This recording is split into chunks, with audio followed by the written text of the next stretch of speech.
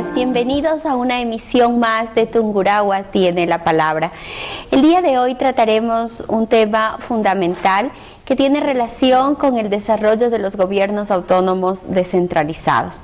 Desde la Asamblea Nacional en este momento se están haciendo varias reformas que son de ejecución de quienes se encuentran al frente de las juntas parroquiales, de los consejos municipales y de las prefecturas. Hemos escuchado muchos criterios con respecto a que se quiere quitar o se quiere eliminar esa descentralización y esa autonomía que tienen los gobiernos autónomos descentralizados. Y es por eso precisamente que conjuntamente con el alcalde de Baños de Agua Santa, quien es presidente del AME Regional 3, hemos organizado un evento en donde 33 alcaldes de la región central se dieron cita en el restaurante Los Cedros de la ciudad de Baños de Agua Santa. Y por supuesto, siempre en coordinación con las diferentes comisiones de la Asamblea Nacional. Esta coordinación se la realiza fundamentalmente para que los criterios, los análisis, las exposiciones y las recomendaciones realizadas por la ciudadanía, por los grupos de interés y en este caso por los señores alcaldes puedan ser recogidos por los miembros de la Comisión de Gobiernos Autónomos Descentralizados. La comisión delegó a la doctora Paola Pavón, quien es miembro de la misma, para que explique a los 33 alcaldes con sus equipos de apoyo sobre cómo estamos cambiando y cuál es la propuesta que se está trabajando para segundo debate. Así que bienvenidos, bienvenidas todas a este programa de rendición de cuentas de la Asamblea Nacional.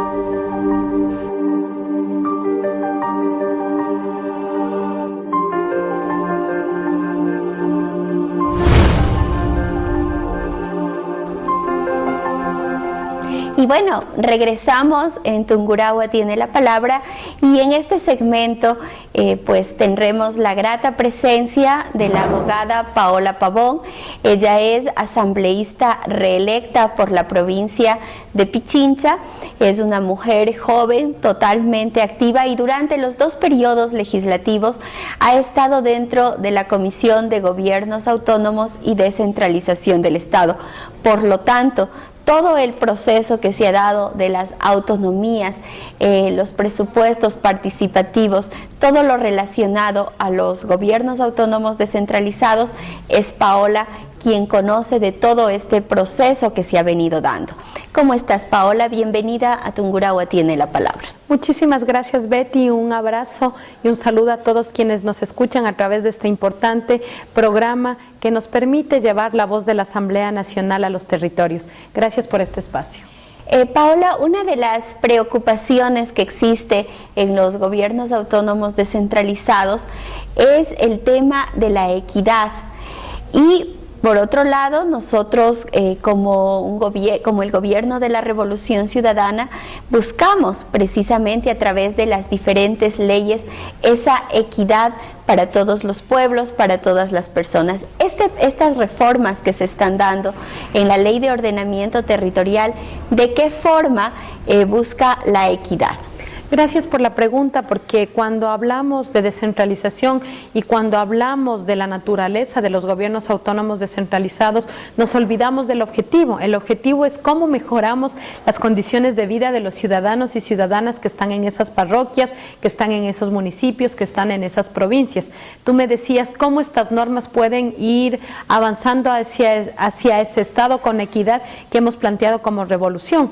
Yo quiero comentarte que hace 8 años que recibimos este país, la Revolución Ciudadana se encontró con una realidad. Teníamos un centro en condiciones de desarrollo, en condiciones de progreso y teníamos una gran periferia en condiciones de desventaja. Por eso los temas de migración interna. Nuestra propuesta como Revolución Ciudadana ha sido ir hacia una revolución urbana que nos permita dejar en el pasado las ciudades de primera y las ciudades de segunda, que no sean los jóvenes jóvenes o los ciudadanos y ciudadanas de provincia que viajábamos a los centros de las capitales buscando ese ansiado desarrollo, ojalá tenga oportunidad de empleo, ojalá acceda a educación, ojalá tenga salud de calidad. La idea es que ahora en cada uno de nuestros territorios vayamos logrando esas conquistas que antes estaban destinados solamente para algunas capitales de provincia. Estas normas van en la lógica de ir construyendo equidad. Nosotros como Revolución Ciudadana hemos aprobado normas importantísimas, querida Betty. Aprobamos el Código de Descentralización como una primera norma que vaya hacia la equidad territorial. Una segunda norma fue el Código de Planificación y Finanzas Públicas, que hablaba precisamente de un tema que tú señalabas, presupuestos participativos, cómo vamos generando condiciones para que hoy los gobiernos municipales sepan cuáles son sus recursos, que les lleguen anualmente esos recursos. Hemos dejado en el pasado esas marchas hacia el Ministerio de Finanzas en búsqueda de los recursos para las parroquias, para los municipios o para las prefecturas. Creo que estas normas, como la ley de participación que también aprobamos, han ido afinando este mecanismo. Hoy estamos tratando de dos leyes, yo me atrevería a suscribir y a diferenciar dos momentos. La una es la Ley de Ordenamiento Territorial y Uso del Suelo, que sin duda busca ir hacia un ordenamiento racional, planificado, en armonía con los ciudadanos y ciudadanas para lograr ese desarrollo. Por lo tanto, la norma va hacia la consecución de esa equidad que tú planteabas. Y en la segunda es una reforma que estamos haciendo a dos normas, a la Ley de Contratación Pública y al Código de Descentralización, que busca homologar entre las dos normas los procedimientos para expropiación cuando el gobierno central o los gobiernos locales tengan que hacer obras importantes. Por lo tanto, estamos hablando de obra, estamos hablando de atención pública, y eso sin duda contribuye a lo que tú me preguntabas, cómo ir avanzando en la equidad en nuestros territorios. Y hemos escuchado voces de la oposición, como por ejemplo Jaime Nebot en Guayaquil o Rodas en Quito, quienes han dicho que lo que se quiere es atentar a los procesos de descentralización, que olvidándose que ellos cuando estuvieron en el poder nunca hicieron nada por esa descentralización. Recordemos cómo era nuestro país antes, en donde los diputados eran quienes manejaban los recursos económicos y de esa manera se cometían los mayores actos de corrupción, ¿no? Diputados manejando el dinero de sus provincias. Las famosas partidas presupuestarias. Las famosas partidas presupuestarias. Y el 10% al bolsillo. Así es, las comisiones, se comisionaba a través de eso. Ahora, de acuerdo a las necesidades de cada una de los cantones y la planificación, como tú lo decías, que se basa en presupuestos participativos, se va generando la posibilidad de que los propios municipios, de manera directa, con recursos que van directamente a ellos, manejen ese dinero, esos presupuestos, y ya dependerá de cómo es esa planificación. Es decir, nos están diciendo que se atenta a la descentralización. ¿Qué nos habla estas reformas con respecto a la descentralización? Mira, Betty, agradecerte mucho. Primero, la convocatoria que se ha hecho a toda la Regional 3. Estamos reunidos en el marco de este encuentro con 33 alcaldes, porque eso nos permite hacer una revisión técnica, una revisión adecuada de la ley. Estamos con alcaldes, con procuradores síndicos, con directores de unidades de planificación, es decir, estamos trabajando la norma. Tú hace un momento citabas a Jaime Nebot y a Mauricio Rodas. Yo tengo que señalar que de acuerdo a las declaraciones que han dado, estoy segura que no han revisado la ley. Este llamamiento a la desobediencia civil, que no es la primera vez, como se creen territorios liberados, creen que la Constitución y la ley es para los demás, menos para ellos. Mira, esta es una ley que bajo ninguna circunstancia mina, afecta o va en contra de la autonomía que ha dado, en este caso, la Constitución y la competencia exclusiva del uso del suelo que tienen los gobiernos municipales en el artículo 264 de la Constitución. Estas dos normas son dos normas que permiten trabajar de mejor manera los temas de expropiación por los gobiernos municipales. es decir, ir afinando detalles y procesos que han generado obstáculos para que la obra pública se pueda realizar, y también que vaya en desmedro económico de esos gobiernos municipales. Y cuando hablo de recursos, no estoy hablando de los recursos del alcalde, estoy hablando de los impuestos de todos los ciudadanos y ciudadanas que permiten que esos gobiernos municipales puedan hacer obras. Así que no entiendo cuál es la oposición que tendrían en este caso alcaldes como ellos. O en el caso de la Ley de Ordenamiento Territorial y Uso del Suelo, estamos estableciendo parámetros generales para que los alcaldes, en su competencia exclusiva de uso del suelo, puedan tomar estos parámetros generales y hacer uso de esa competencia exclusiva. Dentro del trabajo arduo que hemos realizado en el proceso de socialización de estos proyectos de ley, una jornada desde las 9 de la mañana hasta las 5 de la tarde con los 33 alcaldes y por supuesto la participación activa de nuestros alcaldes de la provincia del Tungurahua, existió una preocupación sobre el tema de la institucionalización que se va a crear a través de la ley, en el sentido de que se quiere quitar las competencias que tienen los gobiernos autónomos descentralizados y de que ahora ya no van a tener su propia decisión, la voluntad en el crecimiento, cómo es que se puede determinar desde otras instancias sin respetar la dinámica de cada cantón, cuáles van a ser los territorios urbanos, cuáles van a ser los territorios rurales. Esta nueva institucionalización, ¿qué es lo que en realidad busca? Mira, Betty, primero aclarar, nosotros en la Ley de Ordenamiento Territorial y Uso del Suelo estamos planteando una nueva institucionalidad, estamos planteando un consejo técnico, esta palabra es clave, un consejo técnico que acompañe en la emisión de regulaciones técnicas respecto de ordenamiento territorial y uso del suelo. Entonces no hay que crearle miedos ni fantasmas alrededor de este consejo técnico. Hoy uno de los colegas alcaldes preguntaba, ¿no se estaría con este consejo minando el principio constitucional de que los regulados no pueden ser parte de los órganos que emitan regulaciones? Bajo ninguna circunstancia, aquí no hay conflicto de intereses. Porque como en todas las superintendencias. Porque el consejo, estamos hablando del consejo, porque el consejo no emite ningún control. El consejo es un consejo técnico que establece regulaciones nacionales para que puedan, en este caso, los gobiernos municipales tomar esas regulaciones nacionales y aplicarles a su territorio. Entonces, primera institucionalidad, un consejo de regulación, es un consejo técnico, estaría integrado por el rector de la política pública, en este caso el ministro que tenga a su cargo el MIDUBI, estaría integrado por los gobiernos autónomos descentralizados, un representante, y una de las propuestas que ha salido el día de hoy es que la AME pueda llevar la secretaría técnica de ese consejo. Ese es un tema que todavía estaría en discusión. ¿Cuál es la segunda institución que estaríamos creando con la ley? Es una institución polémica porque ha sido desinformado desde algunos actores, es el tema de la superintendencia. La superintendencia, al igual que cualquier otra superintendencia, ejerce mecanismos de control, pero ojo, ejerce mecanismos de control a todos los niveles de gobierno, y esto incluye también al gobierno central. Me parece un elemento fundamental recalcar esto, porque hay algunos actores que han dicho, claro, se van a inventar una superintendencia para que controle a las alcaldías que no son de Alianza País. No nos interesa controlar a las alcaldías que no sean de Alianza País. Es una superintendencia que va a regular al gobierno central, a los gobiernos municipales, a los gobiernos provinciales y a los gobiernos parroquiales en temas de ordenamiento territorial, y obviamente a los gobiernos municipales en temas de uso del suelo. Estamos también preveyendo una serie de sanciones en el caso de que se incumpla con la norma. ¿Y que se incumpla qué tipos de norma? Cuando un gobierno municipal no respete su propio plan de ordenamiento territorial. El plan de ordenamiento territorial no lo va a hacer el gobierno central, Betty, lo está haciendo el alcalde. Por lo tanto, cuando ellos incumplan las propias normas que se han establecido mediante ordenanzas, como plan de desarrollo, plan de ordenamiento territorial, clasificación del suelo en base a estos parámetros generales, pues ahí habrán sanciones. Hoy yo les decía a los alcaldes en la plenaria, alcalde que no tenga temor, que no vaya a incumplir la ley, no tiene por qué tener temor, bajo ninguna circunstancia. Lo que estamos buscando más bien es ir hacia la eficiencia en el ordenamiento territorial y en la planificación del uso del suelo.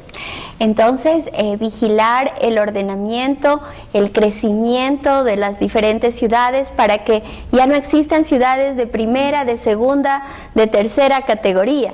En donde vayamos, tú muy bien lo decías dentro de la plenaria que se dio con los diferentes alcaldes, ¿cómo puede ser posible que una ciudad que tiene el mismo sistema demográfico, el mismo ambiente, que de pronto colindan, tienen un desarrollo totalmente diferente? Entonces, eso es lo que se va a vigilar. El cumplimiento de la normativa que los mismos gobiernos autónomos descentralizados señalen de acuerdo a sus características. Exactamente, y también el gobierno central, Betty. Exacto, a eso iba. Pero también nosotros necesitamos, como gobiernos autónomos descentralizados, ver que el Estado cumpla, es decir, una regulación horizontal, en donde cumplan los gobiernos autónomos descentralizados, pero también el Estado.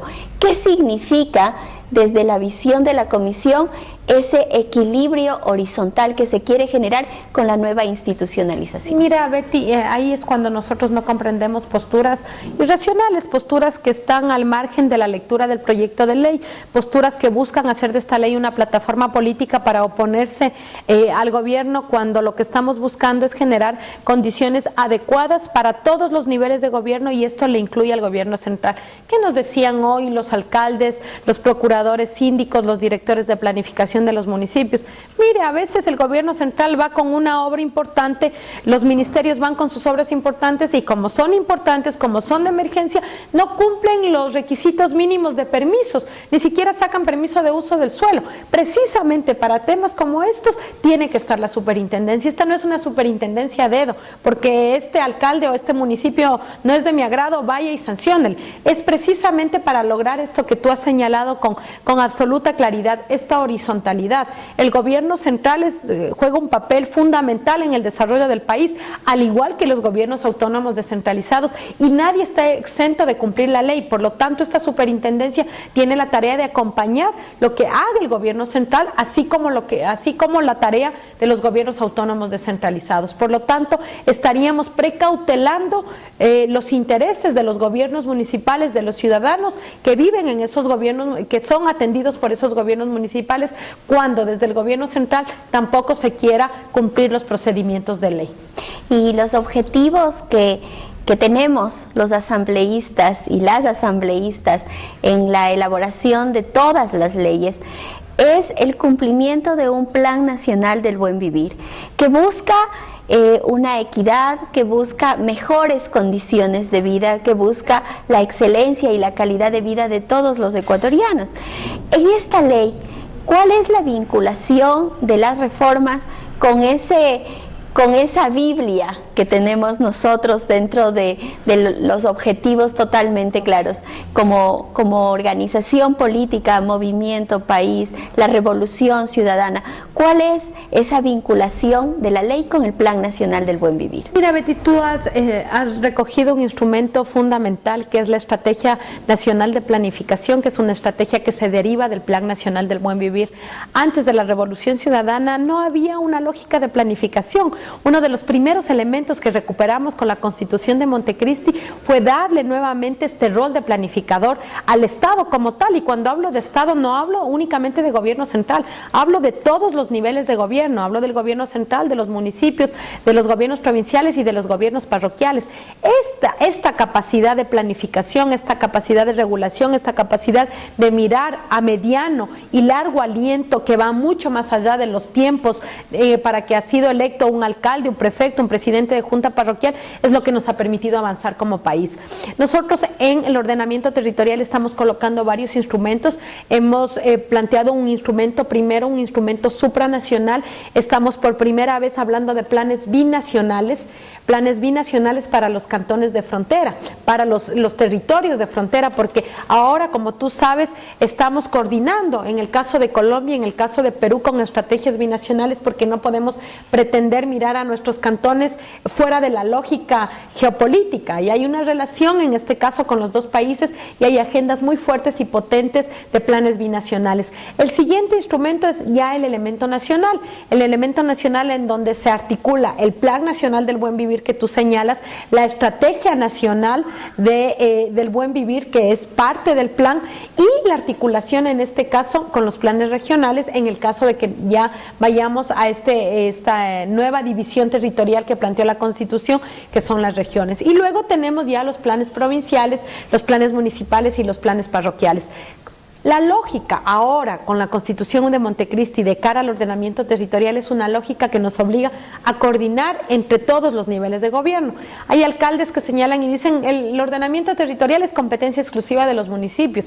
Yo hoy les decía a los alcaldes, ojo, revisar la Constitución, eso es la Constitución del 98, la Constitución del 2008 nos plantea que el ordenamiento territorial es una competencia concurrente, por lo tanto tiene que ver el gobierno nacional, tiene que ver el gobierno provincial, el gobierno municipal y el gobierno parroquial. Articular esos planes entre cada nivel de gobierno y articularlo al Plan Nacional del Buen Vivir es lo que nos va a permitir tener una estrategia nacional de desarrollo, además de largo aliento, que vaya mucho más allá de los periodos para los que han sido electos los alcaldes, los prefectos, inclusive el presidente de la República. La idea es generar una planificación y una lógica de desarrollo a mediano y a largo plazo. Muchísimas gracias, Paola. Realmente a nombre de los tungurahuenses y bueno, de toda la región central, agradecemos ese trabajo. De hecho, los alcaldes salieron con una actitud diferente a lo que entraron llenos de temores, de preocupaciones, y gracias a ese equipo de trabajo de la Comisión de Gobiernos Autónomos Descentralizados de la Asamblea Nacional, a ese proceso de socialización que nos permitió recoger inquietudes que sí van a ser canalizadas, porque las leyes, amigos y amigas, no entran y salen de la misma manera. Estos procesos de socialización nos permiten a los asambleístas tener elementos de juicio. Ser un asambleísta de territorio y no de escritorio es lo que nos da la posibilidad de que Tungurahua tenga la palabra y en esta oportunidad la región central tenga la palabra. Les invito a todos ustedes a que escuchemos cuáles son los criterios de los alcaldes con respecto al evento realizado en la ciudad de Baños de Agua Santa.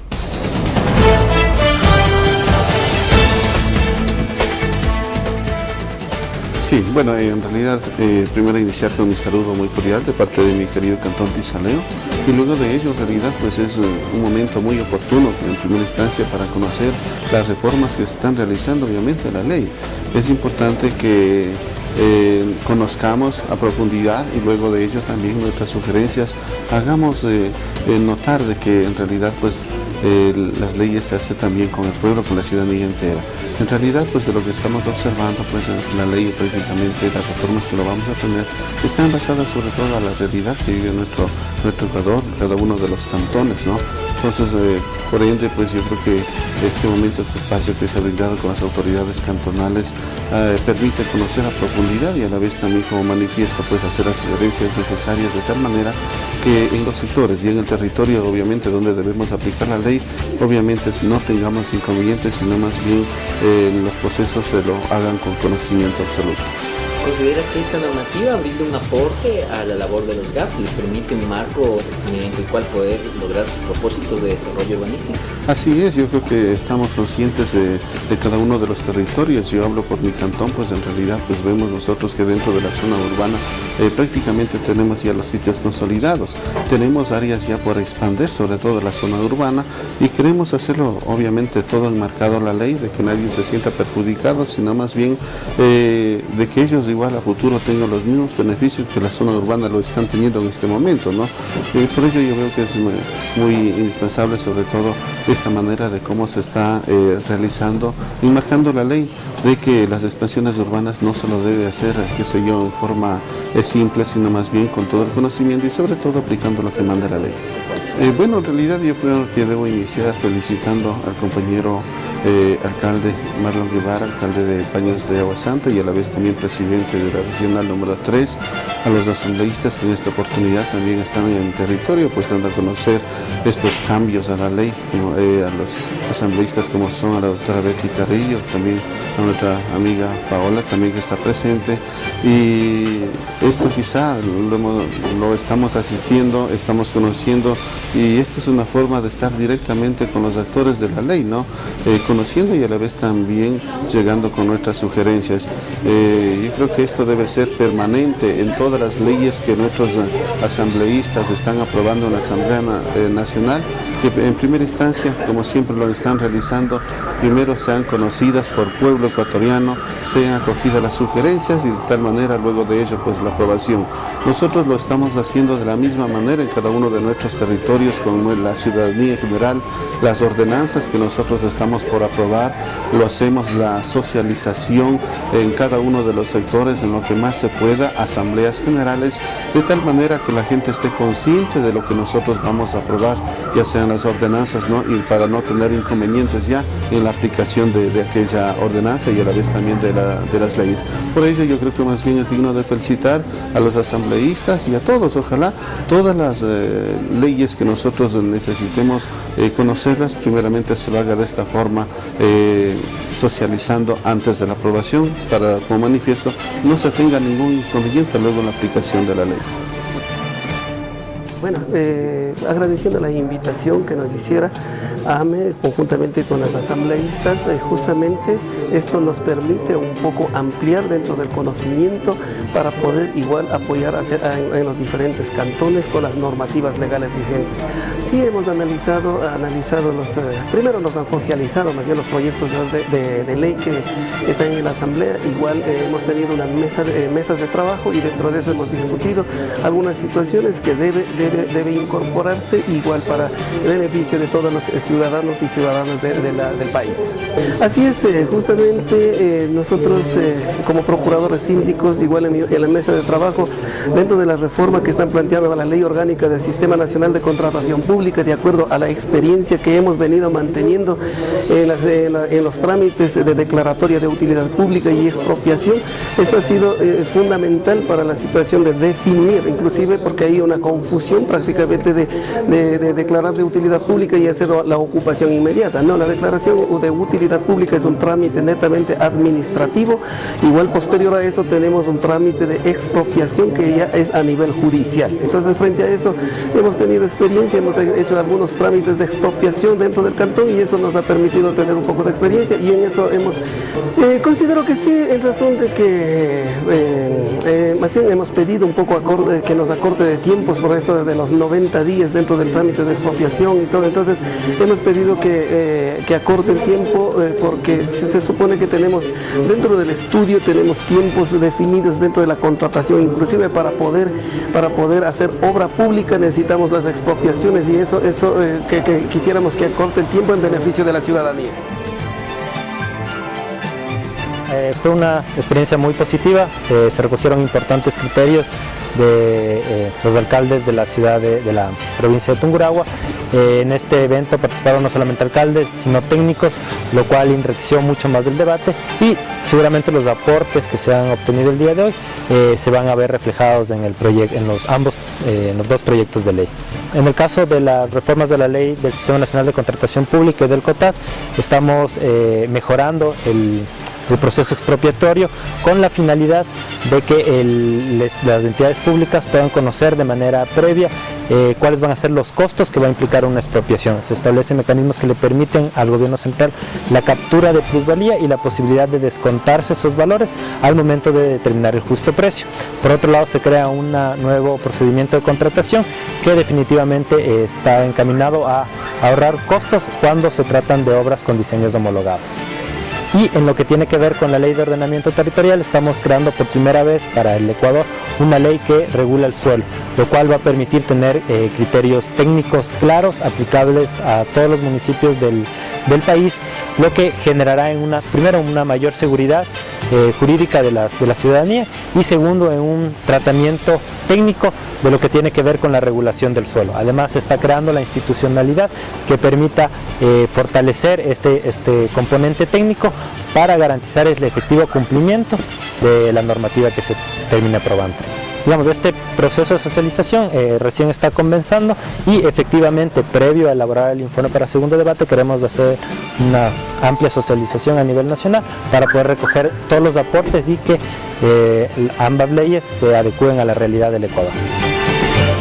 El estar junto a mi pueblo, el escuchar cuáles son sus criterios, el trabajar por cada uno de los sectores es lo que me motiva a seguir en la Asamblea Nacional.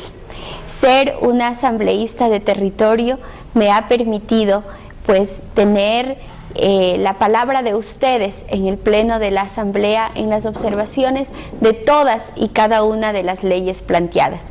Muchísimas gracias a todos ustedes, tungurahuenses, por confiar en que estamos haciendo las cosas bien. Les espero la próxima semana en otra emisión más de Tungurahua tiene la palabra. Que tengan todos un buen día, un buen vivir.